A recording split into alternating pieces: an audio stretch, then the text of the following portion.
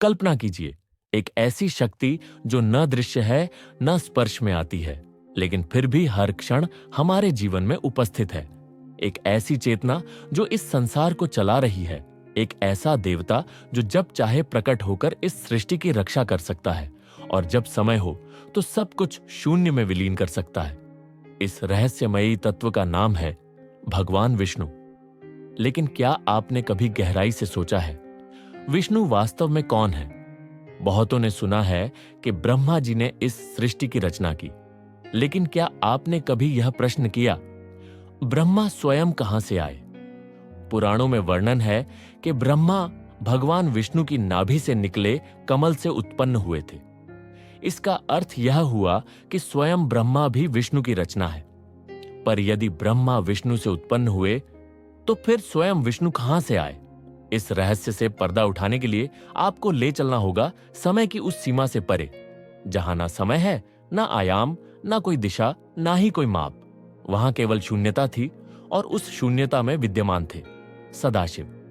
सदाशिव जो न तो जन्म लेते हैं न मरते हैं, जो अव्यक्त, अजन्मा और अनंत हैं। जब कुछ नहीं था तब केवल वे थे।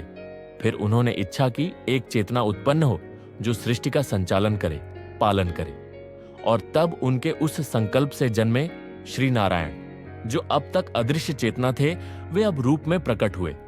नारायण योग निद्रा में लीन हो गए। उनके नाभि से निकला एक कमल। वह कोई साधारण पुष्प नहीं था, बल्कि वह चेतना का बीज था। उसी कमल पर उत्पन्न हुए 4 मुखों वाले ब्रह्मा। ब्रह्मा ने जब आंखें खोलीं तो देखा चारों ओर केवल अनंत, ना कोई दिशा, ना कोई स्रोत। उन्होंने स्वयं से पूछा, मैं कौन हूं? पर कोई उत्तर नहीं मिला। हजारों वर्षों तक ध्यान किया, तब जाकर उन्हें दर्शन हुए, योग निद्रा में लीन नारायण के। और तब जाना कि वे उन्हीं की नाभि से उत्पन्न हुए हैं। लेकिन जब ब्रह्मा ने नारायण से उनकी उत्पत्ति पूछी तो उत्तर मिला, मैं भी किसी और की इच्छा से प्रकट हुआ हूं। और वहीं प्रकट हुए सदाशिव, शिवलिंग के रूप में। न आदि न अंत, एक अगाध ऊर्जा। यहीं से आरंभ होती है त्रिमूर्ति, ब्रह्मा रचयिता, विष्णुपालक और रुद्र संहारक। और इन तीनों के मूल हैं सदाशिव। अब कल्पना कीजिए, एक अनंत महासागर जिसे हम क्षीर सागर कहते हैं। वहां एक विशाल शेषनाग पर श्री हरि विश्राम कर रहे हैं। नीला स्वरूप, गहरी शांति, बंद आंखों के बावजूद सब कुछ जानने वाला चेहरा। उनकी नाभि से कमल उत्पन्न होता है जिसमें ब्रह्मा विराजमान है। उनके चरणों के पास लक्ष्मी और उनके आसपास शेषनाग, जिनके फनों से काल की धारा बहती है। यह दृश्य प्रतीक है उस चेतना का जिससे यह ब्रह्मांड संचालित हो रहा है।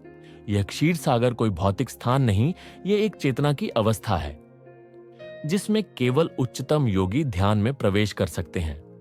विष्णु केवल एक देव नहीं, वे समय के आर पार फैले हुए एक ऊर्जा है। वेद कहता है, समय भी उनके अधीन है। उनका धाम वैकुंठ, रत्नों से जड़ा, जहां कोई शोक, मृत्यु या मोह नहीं, केवल भक्ति, शांति और प्रकाश। पर क्या आप जानते हैं, वैकुंठ कोई दिशा नहीं, एक स्थिति है, एक ऐसा भाव जहां आत्मा पूर्ण चेतना में प्रवेश करती है। विष्णु के अवतार राम और कृष्ण केवल रूप नहीं थे, वे ऊर्जा के प्रयोग थे। हर युग में विष्णु स्वयं को उसी युग की आवश्यकता के अनुरूप ढालते हैं। राम धर्म की ऊर्जा, कृष्ण ज्ञान की ऊर्जा और आने वाला कल के विनाश और पुनर्निर्माण की ऊर्जा। भविष्य पुराण कहता है, कलयुग के अंत में जब अधर्म अपनी सीमाएं पार कर जाएगा, तब विष्णु स्वयं कल्कि के रूप में प्रकट होंगे। सफेद घोड़े पर सवार, तलवार लिए अधर्म का अंत करेंगे। लेकिन क्या आज विष्णु धरती पर नहीं है? उत्तर है रूप में नहीं, लेकिन ऊर्जा में। जब एक मां अपने बच्चे को सुलाती है, जब कोई योगी ध्यानस्थ होता है, जब कोई संत प्रार्थना करता है, वहां विष्णु है। उनके अंश आज भी जन्म लेते हैं, महात्माओं, संतों, गुरुओं के रूप में। समाज के संतुलन हेतु वे निरंतर सक्रिय हैं। और अंत में जब समय पूर्ण चक्र में पहुंच जाएगा, तब विष्णु स्वयं सबको वैकुंठ में ले जाएंगे।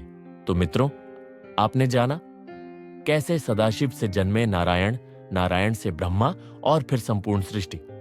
यह कोई कहानी मात्र नहीं, चेतना की वह यात्रा है जिसे जानकर आत्मा स्वयं से मिलती है। विष्णु कोई सीमित देवता नहीं, वे हर युग, हर क्षण, हर प्राणी में चेतन रूप में विद्यमान है। तो जब अगली बार आप भीतर झांकें, हो सकता है वहां एक मौन, शांत ऊर्जा मिले। वही है श्री हरि। हर हर महादेव। जय श्री हरि।